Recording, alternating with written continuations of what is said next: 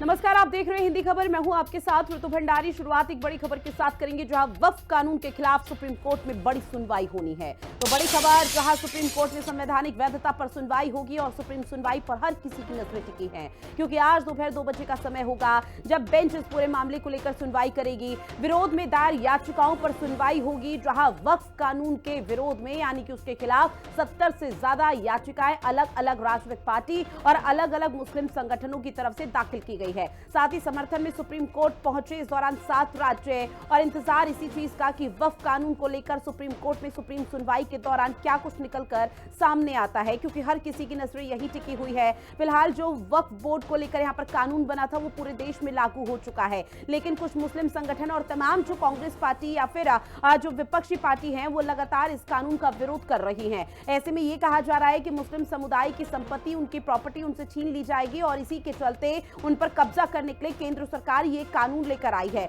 लेकिन इसके अगेंस्ट, इसके खिलाफ में जो याचिकाएं दाखिल की गई थी उसकी संख्या 70 है। तो यानी कि वक्फ कानून के खिलाफ जो 70 से ज्यादा याचिकाएं यहां पर सुप्रीम कोर्ट के समक्ष हैं, आज उन 70 याचिकाओं पर सुप्रीम कोर्ट सुप्रीम सुनवाई करेगा और इंतजार यही रहेगा हर किसी का कि किस तरह का बड़ा फैसला इस पूरे मामले को लेकर सामने आता है। लेकिन एक खबर यह भी इसमें सामने आई कि 7 राज्य ऐसे हैं जो वक्फ कानून के समर्थन में कोर्ट का दरवाजा खटखटाया गया, उन पर भी आज किसी तरह का कोई बड़ा फैसला आ सकता है, उस पर भी सुनवाई हो सकती है।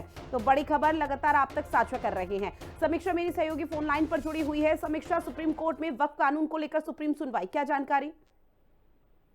देखिए, विपक्षी दलों के विरोध के बीच संसद से पारित तो हो गया है कानून, लेकिन आज चीफ जस्टिस संजीव खन्ना की अगुवाई वाली 3 जजों की बेंच इस मामले की सुनवाई करेगा। करीब 73 याचिकाएं वक्फ एक्ट के खिलाफ दायर की गई हैं। ऑल इंडिया मजलिस से इत्तेहादुल मुस्लिमीन के जो प्रमुख है ओवैसी, उसके साथ ही Association for the Protection of Civil Rights के अरशद मदनी समेत कई लोगों ने याचिकाएं दाखिल की हैं और सुप्रीम कोर्ट की बेंच ने अब तक 10 याचिकाओं को लिस्टेड किया है और इन्हीं पर आज दोपहर में 2 बजे सुनवाई होनी है। वहीं इस मुद्दे पर कई नई याचिकाएं भी शीर्ष अदालत में दायर की गई हैं, जिन्हें लिस्टेड किया है। अगर बताएं तो इस मामले में केंद्र सरकार ने सुप्रीम कोर्ट में एक कैविएट दायर कर कोई भी आदेश पारित करने के पहले मामले की सुनवाई किए जाने का अनुरोध किया है। तो ऐसे में आज का दिन बहुत ज्यादा महत्वपूर्ण है, क्योंकि एक तरफ all India Muslim personal law board हो या फिर जमीयत उलेमाए हिंद हो, द्रविड़ मुनींद्र कशगम हो, तो ऐसे तमाम ये जो संगठन है ये लगातार विरोध प्रदर्शन पूरे देश भर के लेवल पर कर रहे हैं।